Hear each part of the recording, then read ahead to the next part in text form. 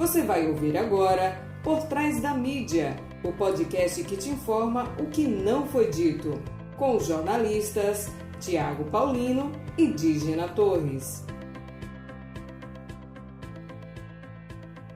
Olá, eu sou Dígena Torres. E eu sou Tiago Paulino. No programa de hoje falaremos sobre cultura popular em homenagem ao Dia do Folclore, celebrado em 22 de agosto. A ilustre sergipana da semana é a saudosa Maria Aurelina Santos, grande conhecedora e difusora da cultura popular em Sergipe. No Fato da Semana, vamos comentar o caso do aborto legal de uma criança de 10 anos, vítima de estupro. E no Fake da Semana, a máscara do ex-ministro Antônio Carlos Palocci caiu em meio aos processos de delações premiadas. No Brasil, o Dia do Folclore foi instituído por decreto do governo federal em 1965, que tem como data oficial o dia 22 de agosto. Em todo o Brasil, o folclore ou cultura popular pode ser percebido na alimentação, linguagem, artesanato, danças, religiosidade ou vestimentas, com variações nas regiões do país. Por conta dessa rica diversidade e mescla de culturas distintas, o folclore ou cultura popular sergipana apresenta uma verdadeira explosão de cores e sons expressos em suas apresentações, vestes, cantos entoados de maneira tão criativa e única. Toda essa riqueza de detalhes da nossa cultura permite que a população local, os visitantes e os pesquisadores tenham a oportunidade de conhecer a arte e a festividade do povo da nossa terra.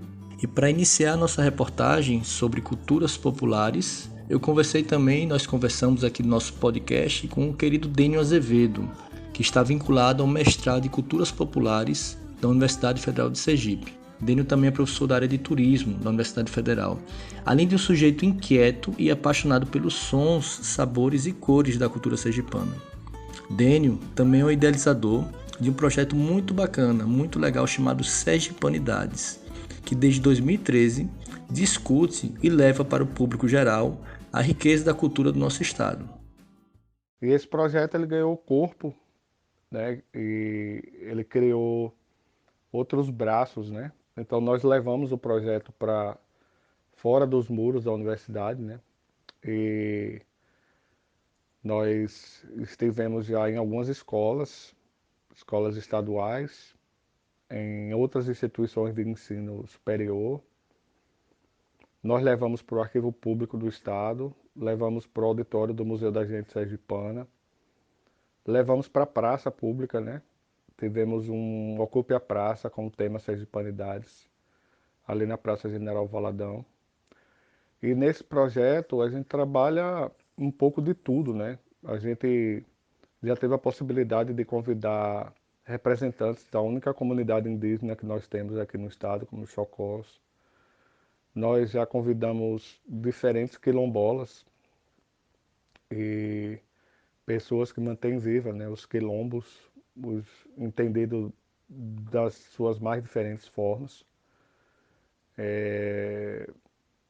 Chamamos diferentes artistas sergipanos, artesãos, e doceiras, marisqueiras. Convidamos pessoas que contaram um pouco da história do teatro sergipano, do teatro de rua.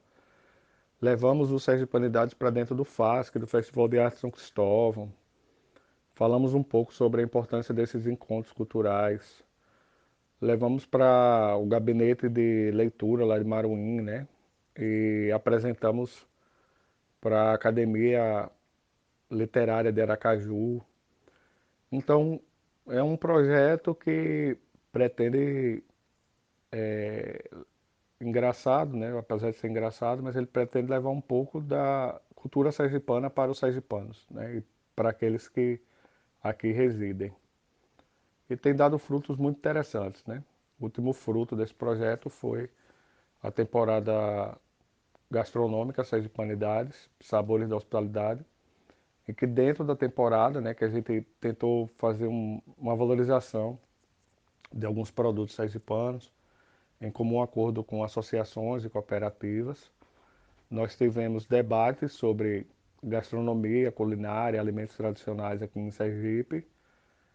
Foram realizados 5 debates e tivemos os saraus gastronômicos, com a presença de cordelistas, músicos e ainda chefes, né, que faziam a apresentação dos pratos, o que eles chamavam de cozinha show, com elementos que são muito característicos das mesas dos sergipanos e a criatividade desses cozinheiros, né, ou desses chefes. Então foi muito interessante, né, o encontro de um chefe renomado aqui no estado com Dona Josefa, lá de Sítio Alto, que tem uma herança de 50 sementes distintas de feijão, né? Ela tem um acervo fantástico de sementes crioulas, né? Na comunidade quilombola lá de Sítio Alto. Misturamos aí Carina, uma Índia Chocó, com Seychelle Barbosa, né? Que tem um restaurante chamado Seu Sergipe. Trouxemos o banquete de chão do Filhos de Obar, né? E convidamos pesquisadores, pessoas que trabalham diretamente com o estudo da cozinha sergipana, né? Da culinária, ou da gastronomia, ou do alimento tradicional aqui em Sergipe. E mostramos o quanto esse alimento tradicional ele se faz presente, inclusive nas práticas de culturas populares, né? Você tem a feijoada do lambe sujo, você tem as carnes que são servidas, né? Os cozidos e as carnes são servidas no samba de aboio. Então, também para fazer essa reflexão, né? Nossa, que delícia, né? Que delícia esse banquete aí. Não só banquete gastronômico, mas também de saberes, né? Conhecer um pouquinho das tradições, das culturas populares que fazem parte da nossa história enquanto povo sergipano, enquanto povo brasileiro. E é nesse sentido que o professor Dênio também acredita, que respeitar as culturas populares, respeitar a memória dessas culturas, é também algo fundamental para os dias de hoje, porque é uma questão de identidade e de reconhecimento. Bom, o princípio básico, né, da manutenção dessas práticas de culturas populares, né, é um princípio identitário mesmo, né? É a ideia de que a gente precisa se conhecer, né? A partir do momento que eu conheço o eu, né, ou os eus que aqui estão, a gente começa a perceber as diferenças, né? E as identidades também elas se constroem a partir da diferença, né? No encontro com o outro. O outro é o não eu, né? Aquele que é o diferente. E geralmente a gente só consegue perceber isso quando a gente viaja, quando a gente tem a necessidade ou a oportunidade, depende muito de quem, né? De morar fora do seu estado, por motivo de estudo, de trabalho ou qualquer coisa do gênero. E você começa, ou até mesmo em viagens, né? De lazer, viagens de trabalho, que você começa a perceber coisas, né? Que você não percebe no seu cotidiano, né? O, o sotaque, o uso de algumas expressões, tem a forma de se vestir, de andar, a ausência, né, do coentro, do cominho, o tipo de manifestações ou práticas culturais, de culturas populares, né, os espaços de cultura e de memória, o cheiro e o cotidiano das feiras livres, né, um encontro de famílias e aquilo que é repartido, né? A comida como expressão de sociabilidade. E você começa a perceber a falta que ele faz a um forró, um trio pé de serra, ou não participar do encontro cultural de Laranjeiras, não ir ao Lambiçus e Caboclinhos. E, e também você começa a perceber o quanto essas práticas de cultura popular, elas têm uma influência significativa em várias coisas que a gente tem, né? A gente percebe isso na moda, né? O uso das grandes marcas, inclusive, né? Recuperando sandálias feitas de couro, né? A cultura de couro é muito forte no nosso sertão. O uso de chitas, o uso de renda irlandesa na alta costura, de renda de bilro na alta costura, de Richelieu, Então, a influência que isso causa na música, né? Como é que eu vou entender uma pegada de algumas bandas locais, né? Bandas que marcaram época, ou bandas que fazem sucesso, ou artistas que seguiram aí carreira solo e fazem sucesso até hoje. Se eu não entender o toque de um de instrumentos de percussão em terreiros de religiosidades afro-brasileira, né? Você não entendeu uma pisada de tamanco, né? De grupos culturais como o Pisa-Pólvora de Estância, ou, ou batidas, né? de, de, de alguns instrumentos musicais no reizado, no cacumbi. Então, isso tem uma influência no nosso cotidiano, né? E a partir do momento que a gente conhece o nosso quintal, a gente começa a entender melhor o mundo, né? E a tríade conhecer, valorizar e respeitar é uma tríade extremamente interessante, né? E quando você respeita os atores sociais, né, de uma forma geral. A gente discute o direito à memória, mas antes a gente precisa discutir o direito à subsistência, o direito à sobrevivência, né? A gente tem que entender que um, um brincante, um brincador, um sambista, um sambador, como eles gostam de se titular, eles se auto-identificam dessa forma, né? Ele não brinca o dia todo, ele não samba o dia todo, né? Ele não é quadrilheiro o dia todo. Ele não toca triângulo o dia todo, né? Ele tem formas de subsistência. Em alguns desses casos, a principal forma de subsistência vem com a arte, com o seu saber, com o seu fazer. E a gente precisa entender, respeitar essas pessoas e proporcionar, né, o direito à sobrevivência, à subsistência, né? E conhecer é fundamental para que a gente preserve o nosso patrimônio cultural, tanto material quanto imaterial. Então, é um conjunto de fatores, né? E talvez hoje a gente tem como responsabilidade, né, criar uma espécie de um grande banco de dados, né, para que as pessoas possam consultar, né? A gente precisa estimular essas pessoas a consultar esse banco de dados. A gente precisa levar informação para as crianças, para os adolescentes, para as pessoas que estão no processo de formação escolar, para as universidades, para os diferentes cursos, diferentes realidades, para que essas pessoas entendam, né, a importância das culturas populares e das pessoas que fazem os nossos cotidianos, né? A importância de uma lavadeira, a importância de uma catadora de mangaba, a importância de um pescador. Então, é interessante, né, que a gente sensibilize essas pessoas com relação a essas práticas culturais, né? E sempre respeitar o lugar de fala dessas pessoas, respeitar suas visões de mundo, né? Não querer impor verdades, né? Essas pessoas têm seu senso crítico, elas têm seu senso seu poder de reflexão. Então isso é fundamental, né? O respeito às diferenças, aos diferentes, ao próximo. Então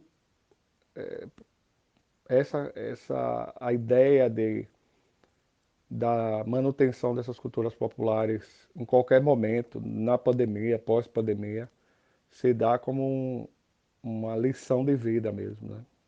Uma forma de encurtar a, o abismo existente na sociedade entre grupos sociais, né?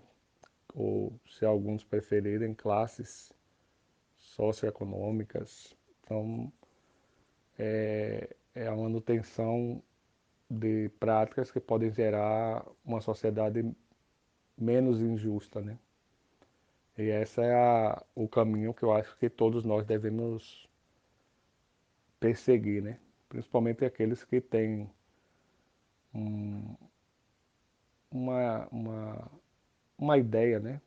Do quão é privilegiado, né? Em ter um conjunto de informações, o direito ao estudo, à pesquisa, e, e isso não pode ficar nas estantes da universidade, das escolas, das instituições culturais, né? Isso precisa ser publicizado. Para Maria Ione, presidenta da Associação Folclórica de Lagarto, as dificuldades para manter os grupos surgiram desde antes da pandemia. Eu sou Maria Ione, presidente da Associação Folclórica de Lagarto e coordenadora de 12 grupos que são inseridos nessa associação, incluindo o Parafuso. Falar de cultura nesse tempo de pandemia que nós vivemos é muito difícil. Essa semana que vamos comemorar a Semana do Folclore, o Dia do Folclore, então, como falar das dificuldades que é imensa? Mas somos resistentes, insistimos para existir e é assim que vamos continuar vivendo. É gratificante às vezes, né? Sempre é gratificante quando a gente faz as coisas por amor, que é lutar, fazer de tudo para que os grupos existam, não se acabe, é o que a associação tem feito, o nosso objetivo é esse, de preservar a história da nossa cultura, preservar as nossas tradições, que elas continuem vivas no coração de todos que amam essa cultura e esse folclore. O folclore é lindo, nosso estado é rico em cultura e Lagarto não é diferente, né? Nós temos o único grupo do Brasil, que é o Grupo Parafuso. E é nessa riqueza cultural que a gente, assim, se sustenta para existir, porque essa riqueza que faz a gente se manter de pé e continuar a seguir, porque as ajudas que a gente tem é só mesmo das apresentações, né? Ajuda de custo, que muitas das vezes não dá nem para suprir as necessidades do dia a dia, de manter esses grupos. Cada grupo tem duas indumentárias, né? Mas temos 2 grupos que tem 3 indumentárias. Então, isso é que nos faz, assim, caminhar para frente, né? Sem olhar para trás. Porque se a gente for olhar para trás, a gente não vai crescer. E a gente quer crescer, a gente quer existir, a gente quer permanecer com a nossa cultura viva, porque é isso que nós estamos fazendo. Nós temos várias pessoas que nos ajudam, nos apoiam, né? Mas é um apoiar, assim, para que os grupos permaneçam, não apoiar financeiramente. Como eu já falei, os grupos são mantidos pelo próprio trabalho, que é a dança. E às vezes nem são recompensados, né? Mas o amor pelo folclore e pela cultura, a gente consegue manter, mesmo sem ser reconhecido, mas vale a pena. Tudo vale a pena quando a gente faz as coisas por amor. Lembrando também que a nossa associação já existe desde 1997 e eu estou presidente desde 2006. é uma entidade sem fins lucrativos e tudo que existe, tudo que a gente tem é conquistado com os nossos esforços, né? E as nossas ajudas de custo dos grupos, quando se apresenta. Os grupos são bem reconhecidos lá fora, onde a gente se apresenta em festivais, né? E aqui também, tanto na nossa cidade como no estado, das pessoas que reconhecem o nosso trabalho e a beleza, o encanto do folclore da nossa cultura. A beleza das culturas populares em Sergipe é um fato, mas a necessidade desses grupos e de sua autonomia também. Conversamos com o músico e gestor cultural Neo Fontes, que apontou caminhos e reforçou a importância de leis e políticas que tragam dignidade a esses grupos.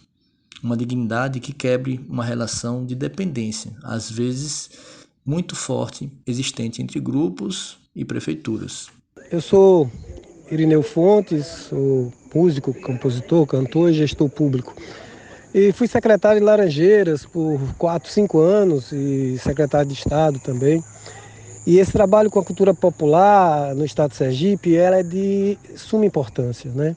Porque o estado tão pequeno como o nosso, mas com mais de 150 grupos de cultura popular e com diversas formas dessa cultura. Laranjeiras tem 26 grupos de cultura popular. E a forma de gestão com esses grupos sempre foi clientelista, né? Você utiliza os grupos para benefício político, para mostrar o grupo a alguma autoridade que chega, e nunca pensa nesse grupo como sustentabilidade, não só desse grupo, como do próprio município. Na gestão de Ione Sobral, a gente muda essa característica, primeiro mostrando para os grupos que eles não pertencem à prefeitura, né? Cada grupo tem sua história, cada mestre tem sua história e seu poder, e os coordenadores. Então, independentemente da prefeitura, eles já existem, né? Grupos com 100, 200 anos, eles já existem há muito tempo. Então, a gente precisa, de fato, ter uma relação bem profissional com esses grupos, né? A gente precisa entendê-los, precisa valorizá-los, respeitá-los, colocar eles dentro de um contexto social que dê a importância, né? E fazer alguns trabalhos mostrando caminhos para esses grupos, como pode se funcionar, e ainda mais hoje, nessa forma de gestão pública, sem recurso e sempre sem a valorização. Numa cidade como Laranjeiras, a cultura é a riqueza maior. Então, nós criamos a Lei dos Mestres de Laranjeiras, onde cada mestre, por edital, ele é premiado por edital, até 4 mestres por ano, eles recebem 2 salários mínimos, até a morte deles, né, até o desaparecimento deles, e isso dá para eles, primeiro, uma questão econômica e social melhor, né? Eles têm uma condição melhor de trabalhar os grupos dele. A gente tem os mestres para passar essa informação que ele tem para outras pessoas e para as escolas principalmente, e manter seu grupo vivo sempre. Então isso funcionou muito bem em Laranjeiras. Infelizmente, esses últimos 8 anos de gestão esqueceram esse trabalho, não premiaram mais mestres, e que precisa ser feito. No estado nós criamos a Lei dos Mestres, Lei da Cultura Viva, e essa lei está ainda no governo para ser remetido à Assembleia, mas ele já tem mais de quase 3 anos aprovada pelo Conselho Estadual de Cultura, e é uma lei importante para os mestres e para os grupos de cultura popular do estado inteiro. Com a lei emergencial, se a lei existisse nacional no estado, ia facilitar muito a redistribuição de recursos para esses grupos, né? Então, vejo a necessidade urgente de olhar para esses grupos como uma fonte de recurso importante para o Estado, não só como a sua importância de tradição, sua importância cultural, mas uma importância de sustentabilidade para os municípios. Você imagine as pessoas vindo ver o São Gonçalo, vindo ver o Lambe-Sus de Caboclinho, indo ver os parafusos em Lagarto, vindo ver em São Cristóvão os grupos de Japaratuba, né, e desses municípios onde essa cultura é rica e uma cultura que não existe mais na Europa.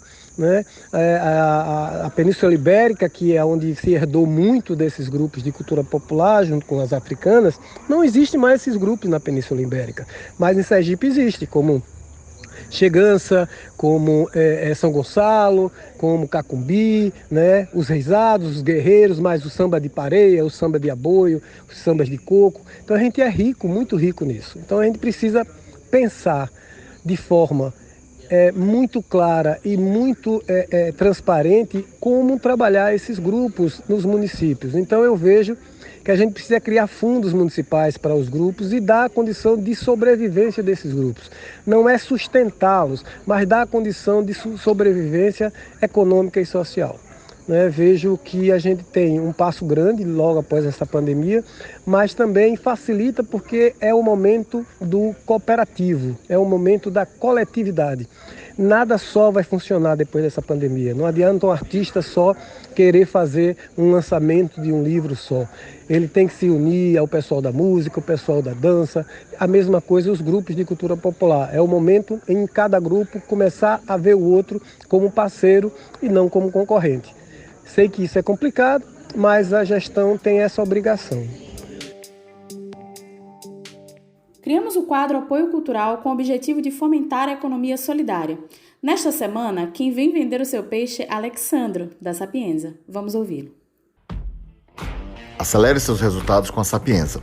67% da jornada do comprador agora é feita digitalmente. Isso significa que sua estratégia digital é mais importante do que nunca. A Sapienza é uma empresa sergipana especializada na geração de leads para aumentar o faturamento da sua empresa. Aceleramos o crescimento de empresas utilizando estratégias de marketing e vendas, análise de dados de otimização de resultados, produção de conteúdo e campanhas com foco em performance. Se você tem uma empresa de serviços ao consumidor, varejo físico ou e-commerce, acesse www.sapienzae.com.br para saber como acelerar os seus resultados junto com a gente. Fato da semana. O fato que mais repercutiu nesta semana foi o procedimento para interromper a gravidez de uma menina de 10 anos. Isso mesmo, uma criança de 10 anos. Ela foi abusada sexualmente por um tio dos 6 aos 10. Mas por que o fato de ter sido abusada não indignou tantas pessoas como o aborto que foi realizado e que é permitido por lei em casos como este? Sabemos que o aborto é um tema sensível. Muitos concordam, outros não. E devemos respeitar a opinião de quem é contra e de quem é a favor. Mas se tem algo que deve ser respeitado por todos, é o que diz a lei. E ela é clara. Em casos de gravidez como consequência de um estupro, o aborto é permitido. Além disso, gente, estamos em pleno século XXI, em que supostamente deveria ser permitido que as mulheres escolham o que fazer com seus corpos. De acordo com os dados do Disque 100 do governo federal, somente em 2009 houve 18.971 denúncias de violência sexual contra crianças e adolescentes. Destas, 216 foram só em Sergipe. Fora os casos que são subnotificados, ou seja, que não são denunciados por envolver membros das próprias famílias, e os casos das mulheres que decidiram não falar sobre os abusos ou que só decidiram falar sobre esses abusos e estupros que sofreram na infância já na fase adulta. Mas essa violência contínua não foi levada em consideração pelos fundamentalistas religiosos que foram até o hospital e chamaram a criança de assassina. É isso mesmo. E ainda tentaram proibir a entrada do médico que realizaria o procedimento. A oração na porta do hospital não foi feita pela felicidade da menina que aguardava a cirurgia com um sapo e um urso de pelúcia da mão. Nem foi feita para que a polícia encontrasse o criminoso quanto antes. Os fundamentalistas religiosos rezaram para uma criança de 10 anos abusada sexualmente parir. Como eles descobriram o nome da menina e o local onde ela estava? Que descubram quem vazou essa informação e que a justiça mais uma vez seja aplicada. Apoio Cultural.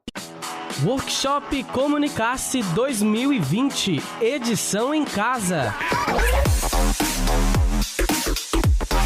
Com valores e durações super acessíveis. Você poderá participar deste encontro anual de comunicadores, empreendedores, criadores e estudiosos que estão mudando o mercado da comunicação em Sergipe. E o melhor, tudo isso sem sair de casa. De 7 a 11 de setembro com transmissões ao vivo. Para mais informações, acesse nosso Instagram, comunicar.se, ou inscreva-se através do nosso site, doitcomy.com.br/comunicar-se. O nosso objetivo é a sua atualização. Não fique de fora dessa!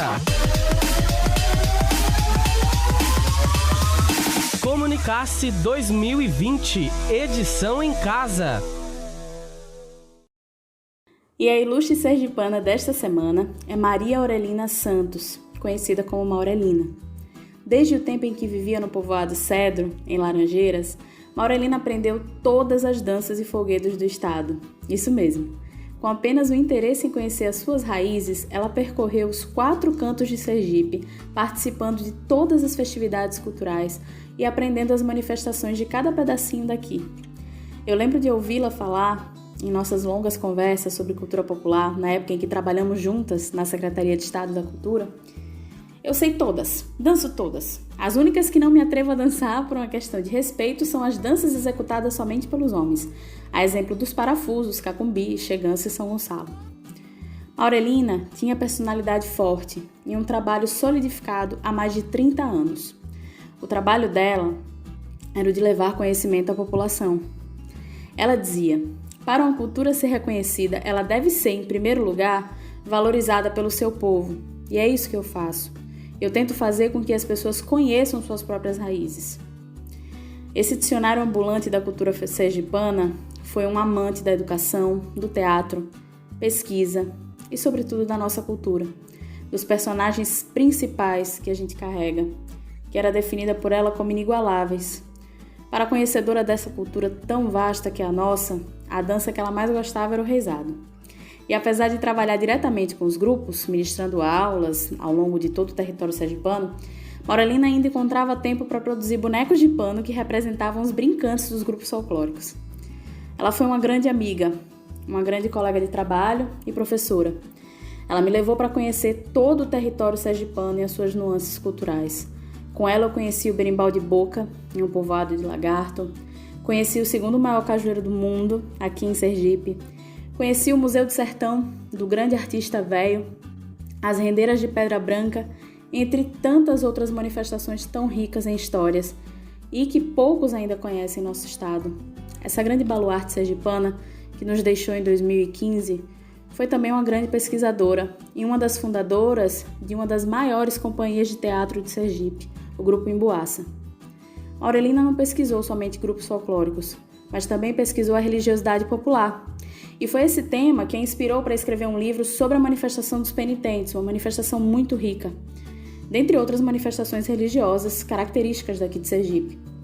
Para ela, a sua intenção era fazer com que o sergipano enxergasse a sua história e percebesse a dimensão que ela tem. Maurelina deixou muitas saudades e uma lacuna no que se refere às pesquisas e acompanhamento dos grupos de cultura popular sergipanos. Ela faz muita falta entre todos esses agentes, mestres, mestras da nossa cultura. Com ela, eu aprendi muito sobre o nosso estado e a ela eu dedico a minha saudade, o meu respeito e a minha eterna gratidão, pois dela eu recebi muito incentivo e a valiosa lição de que o dever do ser humano é sempre procurar dar o seu melhor em tudo que faz. E assim ela o fez, cumprindo com maestria o seu dever em terra. Fake da semana. Lembrando mais uma vez que esse quadro são para aquelas notícias tão absurdas e surreais que parecem fake, mas infelizmente não são. O fake aqui nesse caso é uma ironia, tá bom? Antes de falar sobre o fake da semana, eu vou corrigir aqui um dado que eu falei em 2009 no Fato da Semana, né? Depois que eu falei sobre o Disque 100, os dados do Disque 100 do governo federal. Mas, na verdade, foi em 2019. O fake da semana até que poderia ser mais uma participação do nosso presidente em uma inauguração. Uma daquelas que nada fez, mas que apareceu para sair bem na foto. Mas não é o caso. Lembram de Palocci, que foi ministro no governo Lula e depois virou delator na Operação Lava Jato? Pois é. Foi desmascarado essa semana pela Polícia Federal. Palocci foi preso em 2016 na Lava Jato, condenado a 12 anos e 2 meses de prisão, fechou acordo de delação com a PF no Paraná. Porém, no documento enviado ao Ministério Público Federal essa semana, o delegado da PF, Marcelo Feres, disse que as declarações do delator foram desmentidas por todas as testemunhas, todos os declarantes e outros colaboradores da Justiça. Além disso, ele acrescenta que as informações parecem todas terem sido encontradas em pesquisas na internet.